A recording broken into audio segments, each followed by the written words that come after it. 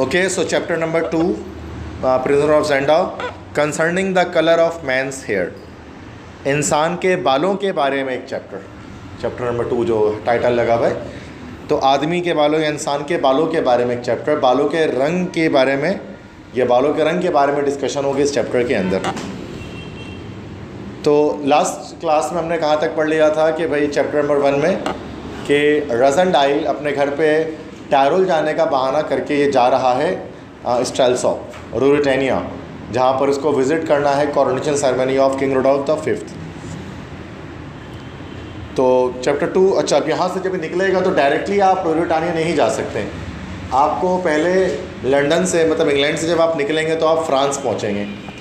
तो फ्रांस का एक शहर है पेरिस, पेरिस पर रुकना पड़ेगा। फिर फ्रांस से जब आप निकलेंगे फिर आप जर्मनी पहुँचेंगे, तो जर्मनी में फिर आपको रुकना पड़ेगा, जर्मनी के शहर ड्रेसडेन में। फिर वहाँ से आप पहुँचेंगे रूरिटेनिया, और रूरिटेनिया के शहर किसी जेंडा स्टेल्सो कहीं भी जा सकते हैं।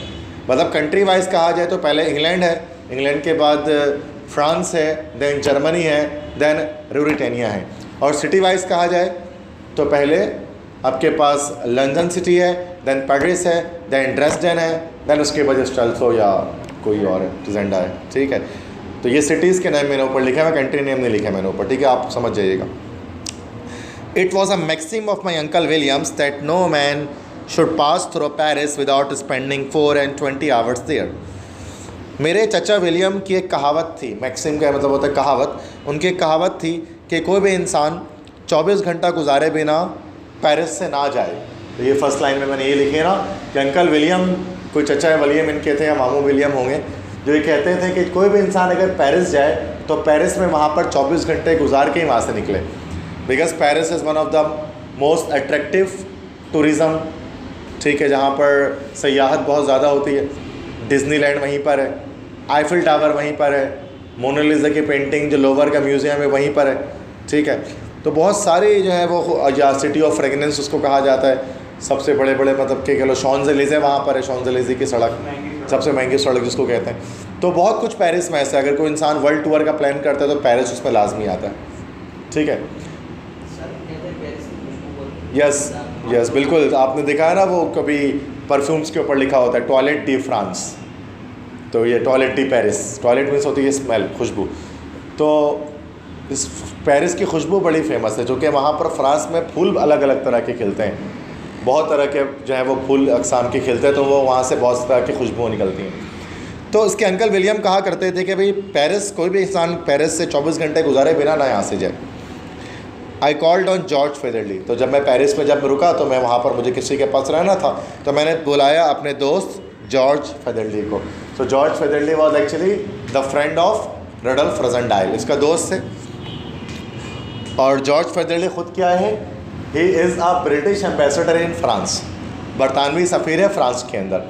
अब फ्रांस के अंदर इंग्लैंड की कोई एम्बेसी होगी यकीनन, और उस इंग्लैंड की एम्बेसी में जो एम्बेसडर है वो कौन है भाई, जॉर्ज फेदरली है। और जॉर्ज फेदरली अच्छा दोस्त है या बहुत अच्छा दोस्त है रुडोल्फ रज़नडाइल का, हीरो का।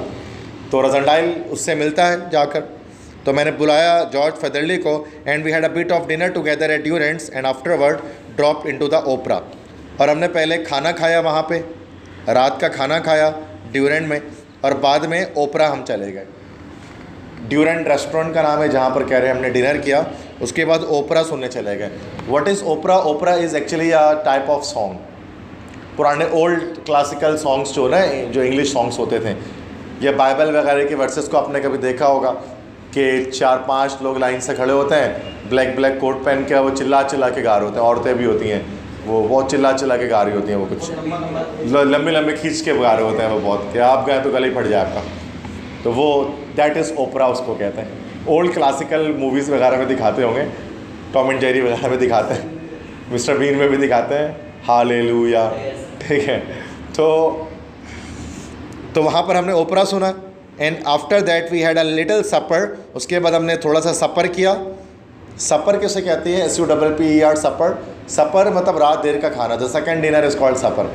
डिनर तो कर लिया आप, डिनर के बाद दोबारा अगर कभी आपको भूख लग जाए, ठीक है, तो सूरत जो आप खाएंगे तो उसको हम सपर कहते हैं, SUPPER, supper. It is not super, it is supper, ठीक है। तो रात को शाम को नहीं, शाम के वक्त नहीं। देखो सुबह आप ब्रेकफास्ट करते हैं, ब्रेकफास्ट के बाद आप करते हैं लंच, लंच के बाद जो शाम का नाश्ता करते हैं उसको हम कहते हैं हाई टी, उसको हाई टी कहा जाता है, हाई टी। हाई टी के बाद करते हैं आप डिनर, डिनर के बाद अगर आपको फिर भूख लगे तो सफ़र। तो ये सुबह brunch is on Sundays actually normally. अगर आप ब्रेकफास्ट और लंच को मिला दें तो that is called brunch. Sunday को नॉर्मली देर से उठते हैं, 12 बजे मतलब नाश्ता करते हैं, तो रात खाना और नाश्ता एक साथ हो जाता है, उसको ब्रंच कहते हैं। हलवा पूड़ी, हलवा पूड़ी खाना, इस तरह की चीज़ें। तो after that we called on Bertram Bertrand. उसके बाद हमने बुलाया बर्ट्रम बर्ट्रैंड को। मतलब अब 2 दोस्त तो थे ही, जॉर्ज फिज़ेल्डी का अपना एक दोस्त था बर्ट्रम बर्ट्रैंड, हमने उसे बुलाया, ठीक है। अब बर्ट्रम बर्ट्रैंड कौन था? Correspondent to the critic. वो एक कॉरेस्पॉन्डेंट था, वो एक शायर था। द क्रिटिक नाम के एक फ्रेंच अखबार था, उसमें शायरी लिखा करता था, पोइट्रीज लिखा करता था, ठीक है। तो ही एक्सक्लेम्ड, वो उसने इजहार किया या वो चिल्ला कर कहता है, I am in love, infernally in love. Bertram कहता है चिल्लाकर, I am in love, infernally in love, मुझे मोहब्बत हो गई है, वाकई में मुझे मोहब्बत हो गई है, ये बर्ट्रम कहता है। If it's the old affair said he, George उससे कहता है, क्या ये पुराना मामला है? You may as well throw it up, तुम इसको अब छोड़ ही दो। Bert, she is living Paris tomorrow, Bert वो कल पेरिस छोड़कर जा रही है, ठीक है। अच्छा, जॉर्ज फिज़ेल्डी का जो दोस्त बर्ट्रम बर्ट्रैंड, इसका जो निक नेम है that is Bert. Bertram Bertrand बहुत बड़ा नाम है, तो बर्ट इसका निक नेम है। And Bertrand declared that he was in love with madame Antoinette de Mauban. और यहाँ पर वो अभी इजहार करेगा कि उसे मोहब्बत हो चुकी है एक खातून से, जिनका नाम है मैडम एंटोनी डी मोबैन। अब डी आ गया जैसे ए.बी. डिविलियर, ठीक है, तो क्विंटन डी कॉक। तो डी जब भी आता है तो डी से मुराद होता है फ्रेंच, तो फ्रेंच बंदे हैं। तो ये फ्रेंच लेडी हैं मैडम एंटोनी डी मोबैन, एक रिच विडो है, विडो मतलब बेवा है, एक अमीर बेवा है, उसके शौहर की वफ़ात हो चुकी है। तो बर्ट्रम बर्ट्रैंड इसको पसंद करते हैं, लेकिन ये बर्ट्रम बर्ट्रैंड के बारे में जानती भी नहीं है कि वो कौन है। Just as a celebrity figure जो है वो उसको पसंद करते हैं बर्ट्रम बर्ट्रैंड। तो वो कहते हैं मुझे मोहब्बत हो गई है।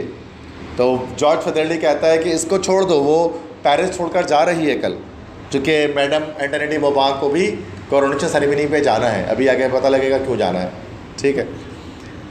I know that, snap Bertram, Bertrand गुस्से से कहता है मैं जानता हूँ ये बात कि वो जा रही है कल।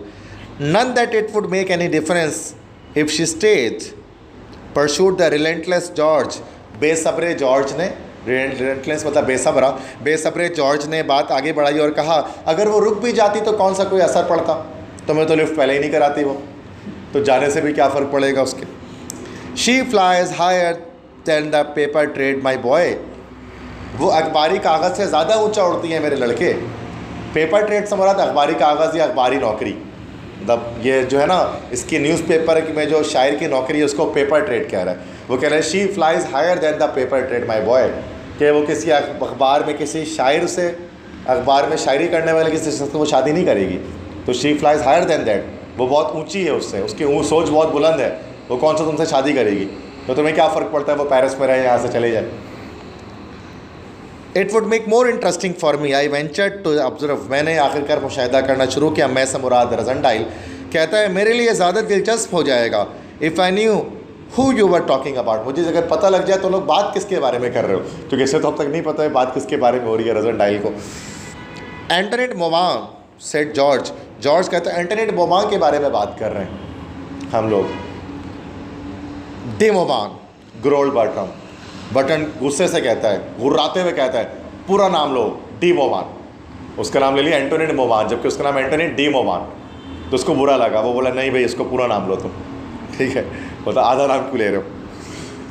Where she is going to, I asked, मैंने पूछा कहाँ जा रही है वो। तो जॉर्ज कहता है nobody knows by the way but I met a great man at her house the other night at least about a month ago, did you ever meet him, the duke of Strelsau. कोई नहीं जानता कहाँ जा रही है, बहरहाल Burt मैं उसके घर पे एक अजीम बंदे से मिला था 1 महीना पहले किसी रात में, तुम कभी उससे मिले हो, द ड्यूक ऑफ स्टेल्सो, स्टेल्सो का ड्यूक जो कि ड्यूक माइकल है असल में, चूँकि she loves Black Michael, madame Antoinette de Mauban मोहब्बत करती हैं ब्लैक माइकल से। ब्लैक माइकल कैरेक्टर आप जानते हो विलन है, ड्यूक ऑफ स्टेल्सो इसको हम कहते हैं। बट माइकल डजेंट लव हर, लेकिन माइकल इससे मोहब्बत नहीं करता, ठीक है, या ऐसे शादी नहीं करना चाहता, आगे आपको पता लगेगा क्यों उससे शादी नहीं करना चाहता, थोड़ी देर बाद पता लगेगा। तो yes I did growl Bertrand गुस्से से गुर्राते हुए कहता, हाँ मैं जानता हूँ उसको। An extremely accomplished man I thought him, George कहता है कि मैं बहुत ज़्यादा कामयाब शख्स समझता हूँ कि वो है Duke Michael. It was not hard to see that George references to the duke were intended to aggravate poor Bertram sufferings. ये देखना मुश्किल नहीं था कि जॉर्ज जो हवाला दे रहा था ड्यूक माइकल का, तो उसका इरादा, उसकी नीयत ये थी कि बेचारे बर्ट्रम की मुसीबत को बढ़ा दे। वैसे ही वो उदास था उसके जाने से, उसको और ड्यूक माइकल की बात करके कि वो तो उसे पसंद करती है, वो उसके मुसीबत को और बढ़ा रहा था। She was a widow, rich, handsome and according to repute ambitious. वो एक बेवा थी, अमीर थी। हैंडसम मतलब खूबसूरत, वैसे normally we don't use handsome for females actually, but यहाँ पे यूज़ किया गया है, ठीक है, but grammatically it is not correct to use, it is use for boys, handsome, ठीक है, इस तरह से। And according to repute ambitious, और जहाँ तक मशहूरियत की बात है वो एम्बिशियस थी, मतलब किसी एम को जो अपने पाए, या जिसको हम कह सकते जोशीली सर की खातून थी। The duke was the son of the late king of Ruritania by a second and morganatic marriage and half brother to the new king. जबकि ड्यूक माइकल वो मरहूम बादशाह जो मर चुके हैं, किंग रुडोल्फ द फोर्थ, उनका बेटा था, और वो दूसरी और मॉर्जेंटिक मैरिज से पैदा हुआ था, और वो नए होने वाले बादशाह का सौतेला भाई था, हाफ ब्रदर या स्टेप ब्रदर था। ये बात हम जान चुके हैं किस तरह से था ऐसा। He is not in Paris now is he, मैंने कहा ड्यूक माइकल, अब तो ड्यूक माइकल पेरिस में नहीं होंगे, मतलब पिछले कुछ दिनों पहले तुम उनके घर पे मिले थे, पिछले महीने, मतलब वो पेरिस में आए हुए थे मैडम रुबान के घर पे, तो अब तो नहीं होंगे ना। Oh no, he has gone back to present at the king's coronation. नहीं, वो वापस जा चुके हैं ताकि बादशाह की ताजपोशी की रस्म में शिरकत कर सकें। अ ceremony which I should say he will not enjoy much.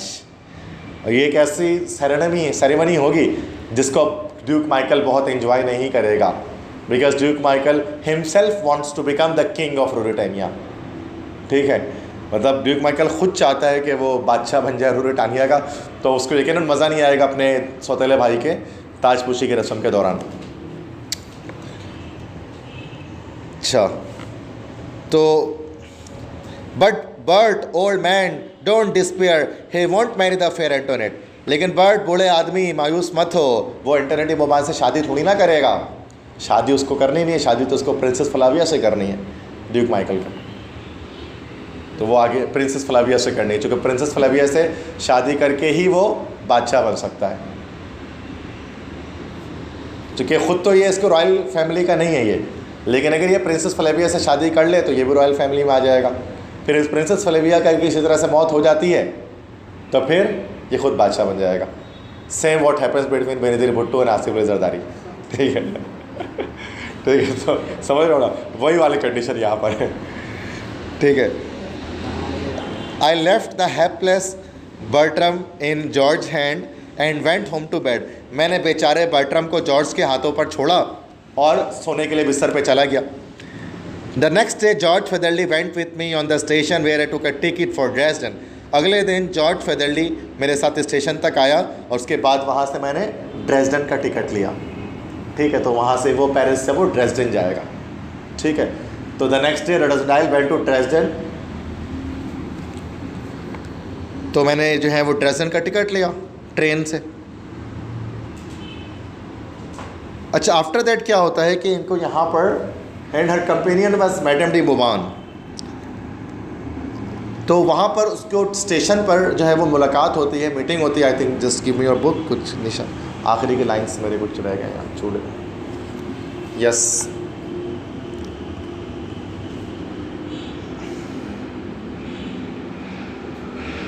I saw him lift his hat and accost a graceful, fashionably dressed woman who had just appeared from the booking office.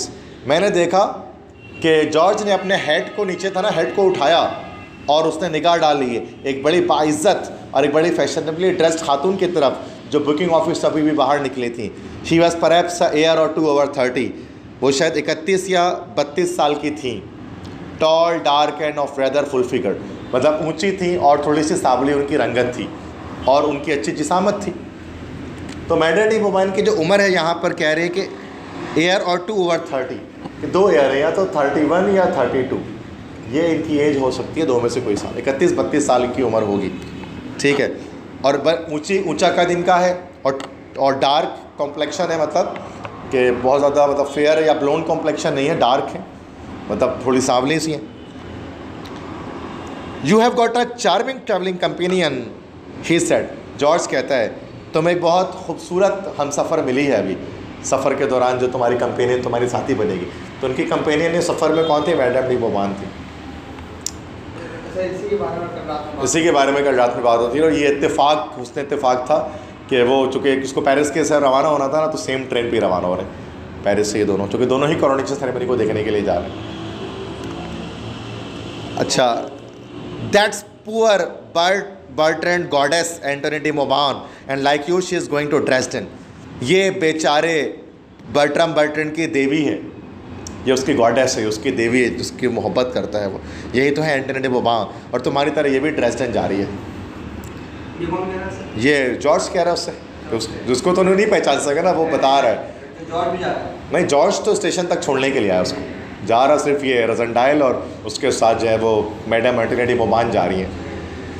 I took opportunities of having a good look at her when I could do so unobserved. अच्छा, अब इसमें क्या होता है कि मैंने मौका लिया कि मैं उसे देख सकूं एक नज़र, जब उसने मुझे ना देखा हो। मतलब आप एक ही ट्रेन में सवार होते हैं दोनों, और लकीली एक ही डब्बे में, एक ही बोगी में सवार होते हैं, और एक ही बोगी के साथ जो है मतलब आमने सामने बैठे हुए होते हैं। मतलब यहाँ सामने बैठे हुए तो सामने जो है वो मैडम डी बोबान बैठी हुई हैं। अच्छा, अब दोनों के अंदर एक ख़ास एटीट्यूड है। अब यहाँ पर ये बात डिस्कस की जा रही है कि मतलब अब जब वो इधर उधर देख रही थी, मतलब मैडम डी बोबान तो रोज़ेनडाइल उनको देख ले रहा था, फिर जैसे ही वो नज़र रोज़ेनडाइल की तरफ करी तो अपना नज़र हटा दे रहा था इस तरफ से। मतलब कह रहा है कि मुझे मौका मिल गया कि मैं उन्हें देख सकूं अच्छी तरह से, बजाय बिना ऑब्ज़र्व हुए, बिना मुशाहिदे में आए। कहते हैं कि मैंने मतलब इससे ये साबित होता है कि इस ट्रैवलिंग के दौरान दोनों ने एक दूसरे को देखा ज़रूर है। इससे आगे जाकर हमें एक बहुत इंपॉर्टेंट बातों की तरफ हम आएंगे कि याद रखें कि दोनों ने एक दूसरे को देख लिया, चेहरे को। As soon as we reached the Ruritanian frontier, जैसे ही हम रूरेटानिया के सरहद तक पहुँचे, ड्रेसडन तक पहुँचे, I bought the papers and found in them news which affected my movement. मैंने ख़रीदा वहाँ से अखबार, और उससे मुझे वो ख़बर मिली जिसने मेरी हरकत को असर डाला। For some reason which was not clearly explained and seemed to be something of a mystery, the date of the coronation has been suddenly advanced. किसी वजूहात की बिना पर जिसको पूरी तरह से वाज़ेह नहीं किया गया, तो यह शायद कोई मिस्ट्री, को राज था कि कोरोनेशन की डेट को एडवांस कर दिया गया है। And the ceremony was take place to the next day but one, और सेरेमनी जो होनी थी वो कल नहीं बल्कि परसों होनी थी। ठीक है, देखो इसका माइंड ये था कि देखो अभी जैसे कि इसका माइंड ये था कि जिस दिन ये आएगा उससे नेक्स्ट डे जो है वो कोरोनेशन सेरेमनी होगी, लेकिन ऐसा नहीं हुआ। जैसे कल कोरोनेशन सेरेमनी होनी थी, कल के बजाय वो परसों हो गई, एक्सटेंड हो गई है। उसने अखबार में वहाँ से दिया, ड्रेसडन में स्टेशन, रेलवे स्टेशन से अखबार लिया उसने, तो उसने पढ़ा, उसको वो देखा कि भाई अब कोरोनेशन सेरेमनी कल के बजाय परसों होने वाली है, तो एक दिन एक्सटेंड हो गया मतलब उसमें ना, तो कल के बजाय परसों हो रही है, उसका मतलब ये है।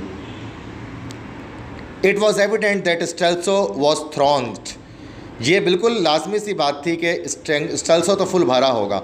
रूम्स वर ऑल लेट, कमरे सारे भर चुके होंगे। एंड होटल्स ओवरफ्लोइंग, और सारे होटल फुल भरे हुए होंगे, क्योंकि जब भी कोई इस तरह के ओकेजन आते हैं ना किसी शहर में, सिटीज़ में, तो वहाँ पर क्या होता है कि तमाम लोग वहाँ पर जो है वो होटल्स वगैरह सब बुक हो जाते हैं। हज के मौके पर जैसे मक्का और मदीना का हाल होता है जिस तरह से, या फीफा वर्ल्ड कप जिस शहर में हो रहा होता है, तो वहाँ पर फीफा वर्ल्ड कप जहाँ पर जैसे मॉस्को में लास्ट टाइम हो रहा था, तो सारे होटल वगैरह सब बुक हो चुके, दुनिया भर से लोग देखने के लिए आ रही हैं। इस तरह ताजपुशी की रस्म होती है तो उसमें भी बहुत ज़्यादा चहल पहल, रश हो जाते हैं शहर के अंदर। इस तरह PSL मैचेस जैसे हो रहे हैं, जैसे मिसाल के तौर पर मैच है कराची स्टेडियम में, नेशनल स्टेडियम में, तो भाई जाहिर सी बात है कि सारे रोड वगैरह सब भरे होंगे। मतलब एक ओकेजन जब आता है तो सूरत में क्या होता है, रश, गहमा गहमी बढ़ जाती है। तो भाई कह रहे हैं मुझे होटल तो कोई मिलेगा नहीं, तो there would be very little chance of my obtaining a lodging, बहुत कम चांस है कि मुझे वहाँ पर कोई रिहाइश मिल सके। And I should certainly have to pay an exorbitant charge for it, अगर मिल भी किया तो मुझे उसके लिए बहुत ज़्यादा अदायगी करनी पड़ेगी, मतलब शायद ब्लैक में मिलेगा, डबल या 4 गुना आपको दाम देने पड़ेंगे, तब जाकर आपको रूम मिल सकेगा। I made up my mind to stop at जेंडा।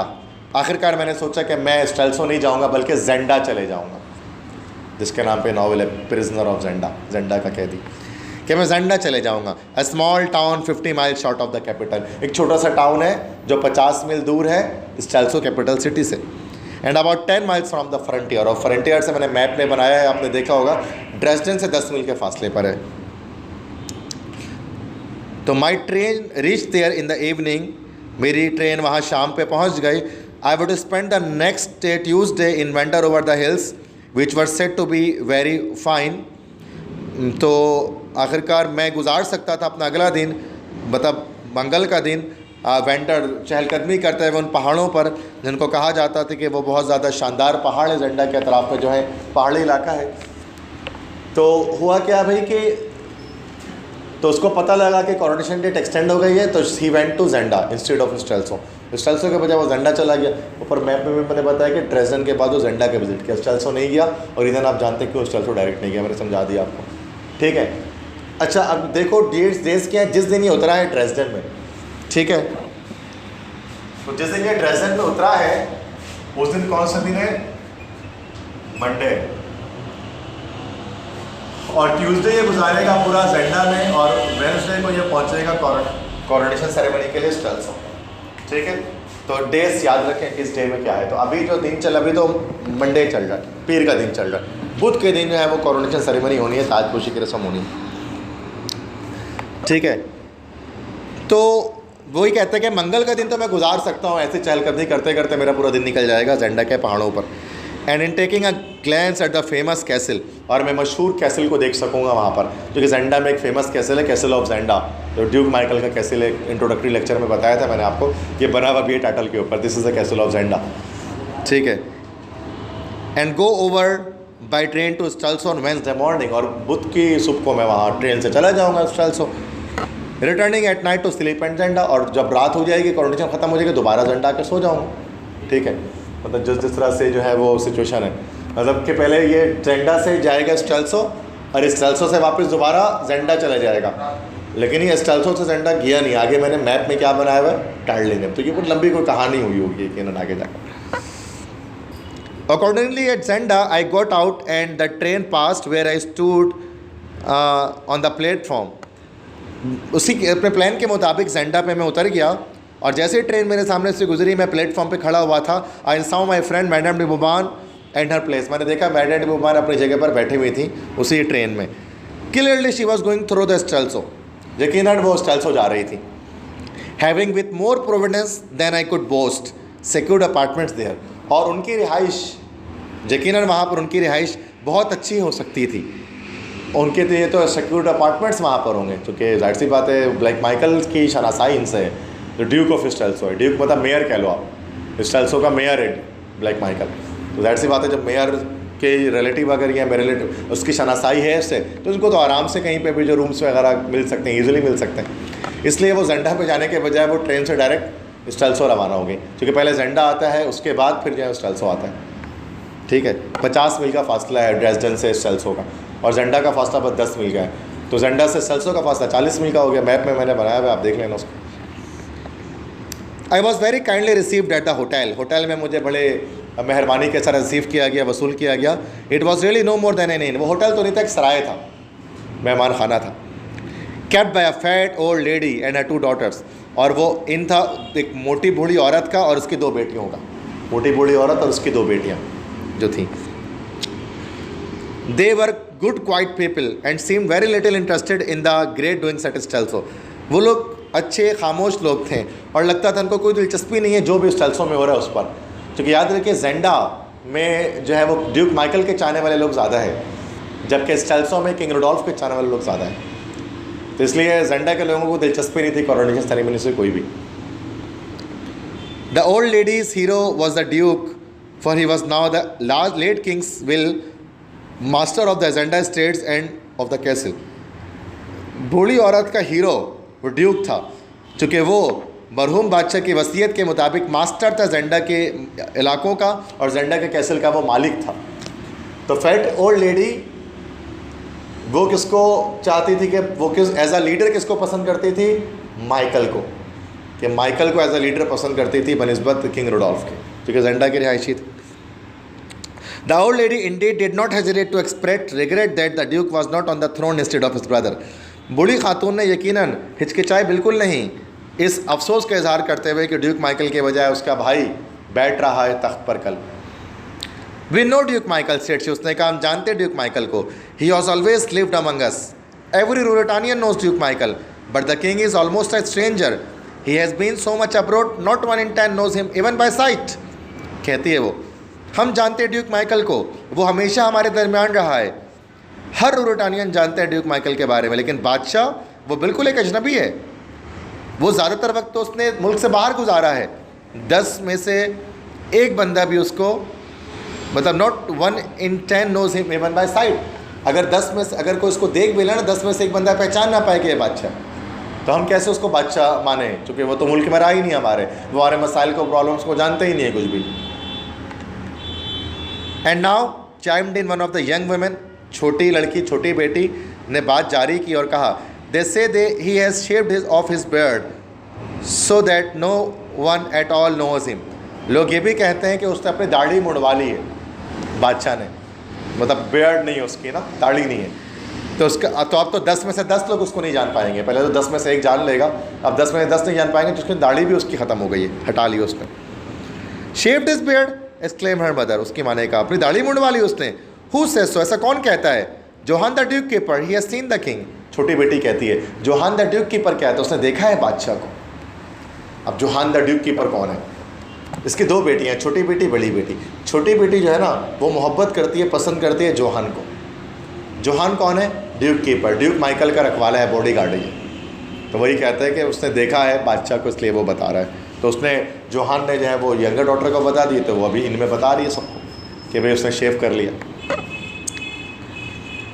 तो yes the king sir is now at the duke shooting lodge in the forest here. From here he goes to Strelsau to be crowned on Wednesday morning. ओ हाँ sir, बादशाह अभी इस वक्त Duke Michael के shooting lodge में मौजूद हैं, यहाँ फॉरेस्ट में ही जो है। यहाँ से वो स्टेल्सो जाएंगे वेंसडे मॉर्निंग को कॉरोनेशन सेरेमनी के लिए। अच्छा, कहा जा रहा है कि जो ड्यूक किंग रुडोल्फ हैं वो इस वक्त स्टेल्सो में नहीं है बल्कि जेंडा में ही है, इसी सिटी में मौजूद हैं। और कहाँ है? शूटिंग लॉज में। शूटिंग लॉज कौन सी जगह है? कि एक जंगल के बीचों बीच एक घर बना हुआ है, शूटिंग लॉज उसको कहते हैं। शिकार वगैरह करने के लिए जो लोग जाते हैं ना, वो लोग वहाँ पर रहते हैं, सामान मतलब कुछ वक्त गुजारने के लिए, कुछ घंटे गुजारने के लिए। तो ड्यूक माइकल ने उसको बनवाया, ड्यूक माइकल का वो शूटिंग लॉज है, ठीक है। तो उस वक्त बादशाह वहीं पर मौजूद हैं। तो वहाँ से फिर कहाँ जाएंगे ये शूटिंग लॉज से, फिर ये आखिरकार वेंसडे मॉर्निंग को स्टेल्स हो जाएंगे कॉरोनेशन सेरेमनी के लिए। इसी वजह से, और हाँ किंग रुडोल्फ, यस, बादशाह रुडोल्फ जो है वो इस वक्त जेंडा में एक शूटिंग लॉज पर मौजूद है। हाँ, ड्यूक माइकल ने बनवाया हुआ शूटिंग लॉज है फॉरेस्ट के बीचों बीच। तभी जोहान ने उसको देखा, क्योंकि जोहान जेंडा में ही रहता है। तो वो कहते हैं वहाँ से शूटिंग लॉज से देख कर आया, तो उसने छोटी बेटी को बताया उसके, क्योंकि उससे मोहब्बत करती है। समझ में आ रही बात? तो I was interested to hear this and made up my mind to walk next in the direction of the lodge on the chance of coming across the king. मैं दिलचस्पी ले रहा था ये सुनने में, क्योंकि मैंने अपना जहन बना लिया था कि मैं पैदल पैदल चलते हुए जाऊंगा कल शूटिंग लॉज के डायरेक्शन में, ताकि मुझे बादशाह से मिलने का मौका मिल सके। क्या बताएं, बादशाह से मिल सकूं रास्ते में। तो इस तरह से मतलब ये कि यहाँ से ये जेंडा से स्टेल्सो डायरेक्टली नहीं जाएगा, जेंडा से स्टेल्सो जाएगा तो ये, लेकिन बीच में ये क्या कह रहा है, शूटिंग, अब इसने अपना माइंड बना लिया है कि शूटिंग लॉज से होते हुए जाएगा। पहले जेंडा से शूटिंग लॉज जाएगा, फिर यहाँ से ये स्टेल्स हो जाएगा, ठीक है। शूटिंग लॉज में तो शूटिंग लॉज में इस वक्त किंग रुडोल्फ मौजूद है, ताकि उनसे मुलाकात हो सके इसको, ठीक है। So the old lady ran on, बूढ़ी औरत ने बात जारी रखी और कहा, and I wish he would stay at his shooting that and wine and one thing more and all he loves they say and suffer our duke to be crowned on Wednesday. और मेरी ख्वाहिश है कि वो अपनी shooting laws पे ही रुका रहे और वो शराब पीता रहे और हर वो चीज़ करता रहे जिससे उसको मोहब्बत है, यहाँ तक कि जो है वो शराब के नशे में इतना धत हो जाए कि उसको अपना कोई होश ना रहे और बजाय किंग रुडोल्फ के ड्यूक माइकल रूटानी के तख्त पर जाकर बैठ जाए। ये बूढ़ी औरत की विश कह लो, डिज़ायर कह लो। वो कहते हैं शूटिंग लॉज में वो इतना शराब पी के टून हो जाए कि वो वेंसडे मॉर्निंग को कॉरोनेशन में ही जा ना सके। मेरी ख्वाहिश है, मेरी तो आरज़ू तमन्ना है कि काश ऐसा हो जाए, क्योंकि वो सख्त मतलब नफरत करती है किंग जो है वो किंग रुडोल्फ से। वो चाहती है कि ड्यूक माइकल बादशाह बने। हश मदर आज द डॉटर, उसके बेटे के तो क्या बात करिए, तो ये तो बादशाह के खिलाफ बगावत ऐसी बात बोली, ठीक है। Oh there's many to think as I do, cried the old woman stubbornly, जिद के साथ कहती हैं बूढ़ी औरत कि मेरी तरह बहुत लोग और भी सोचते हैं, मैं अकेले थोड़ी ना ये बात कर रही हूँ, हर लोग बात कर रहे हैं इस तरह के, तो इसमें क्या गलत है। I threw myself back in my deep armchair and laughed at her zeal, मैं आर्म चेयर में बैठ के अपने आप को मैंने गिरा दिया और मैं हंस रहा था उसकी ज़ील, उसके ख्वाहिश पर, उसकी आरजू पर कि कैसी ख्वाहिश है बूढ़ी औरत की। For my part set the younger and prettier of the two daughters, जहाँ तक मेरा ताल्लुक है, छोटी वाली जो बेटी थी, जो ज़्यादा खूबसूरत भी थी, ज़्यादा प्यारी भी थी, उस बेटी ने कहा आई हेट ब्लैक माइकल, मुझे ब्लैक माइकल से नफरत है। A real Elfberg for me, mother, the king they say, is as red as a fox or ass. तो ये छोटी बेटी जो है ना, ये पसंद करती है कि उसको भाई रुडोल्फ, मतलब पसंद, ये चाहती है ये बादशाह बने, किंग रुडोल्फ जो है वही बादशाह बने। और कहती है क्या कि मेरे लिए एल्फबर्ग कौन है? एल्फबर्ग वही है जो उतना लाल हो जितनी लाल एक लोमड़ी होती है, as red as a fox, और एज या उतना ही लाल हो जितना डैश। अब बोलती कुछ नहीं है। And she laughed mischievously as she cast a glance at me, और वो शरारती हंसी हंसती है जब वो मेरी तरफ देखते हुए कहती है, क्योंकि सामने तो वो लाल बाल वाला बंदा खड़ा हुआ है ना, पूरा रिजल्टाइल, वो कहती है तो नॉर्मली जैसा ला लो उसकी तरफ, या फिर वैसा ला लो, मतलब इस बंदे जैसा ला लो। एल्फबर्ग ऐसे ही होता है, रेड हेयर्स वाले होते हैं, ठीक है। मतलब ब्लैक माइकल के तो काले बाल है, तो वो तो नहीं बन सकता भाई। And many a man has cursed his red hair before now, muttered the old lady, बूढ़ी औरत बड़बड़ाते हुए कहती है। इंग्लैंड में इससे पहले भी काफ़ी लोगों ने अपने इस लाल बालों को कोसा है। And remember James 5th Earl of Burlesdon, और हम जानते हैं जेम्स बर्लिस्टन जो 5वां नवाब था बर्लिस्टन फैमिली का, तो भाई लॉर्ड जेम्स बर्लिस्टन, तो वो बता रही है कि हम जानते हैं क्या कुछ हुआ था, Lady Emily, Lord James Burlesdon, King George, तो ये बूढ़ी औरत को तो पता है पुराने वक्तों की है ये। How comes the king here I asked, मैंने कहा पूछा बादशाह यहाँ कैसे आ गए। It is a duke's land you say, तुम कह रहे हो कि ये तो ड्यूक माइकल की जगह है, ज़मीन है, बादशाह यहाँ क्यों आया।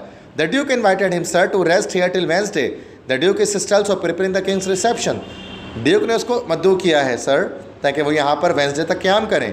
ड्यूक स्टेल्सो में है और बादशाह के रिसेप्शन की तैयारी कर रहे हैं वो, मतलब जैसे होता है ना सरप्राइज़ पार्टी, जिस तरह से कहते हैं, जिसकी पार्टी हो तो उसको घर से भगा देते हैं किसी और के घर पे, और पूरी पार्टी अरेंज कर लेते हैं, फिर सरप्राइज़ देते हैं उसको जब वो घर आता है।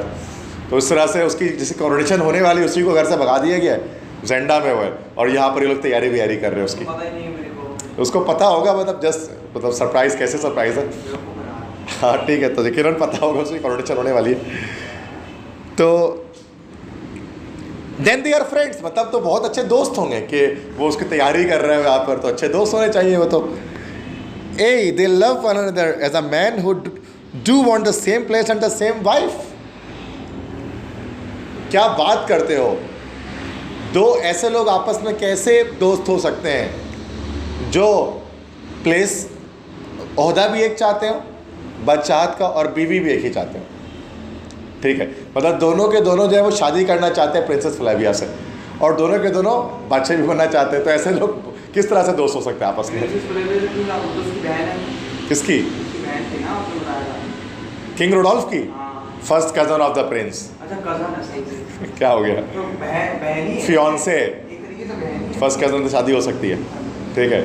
First cousin of the Prince है, या इंडियंस हिंदुओं में ऐसा होता है फर्स्ट कजन से शादी नहीं होती है, इस्लामिक कॉन्सेप्ट है, ठीक है।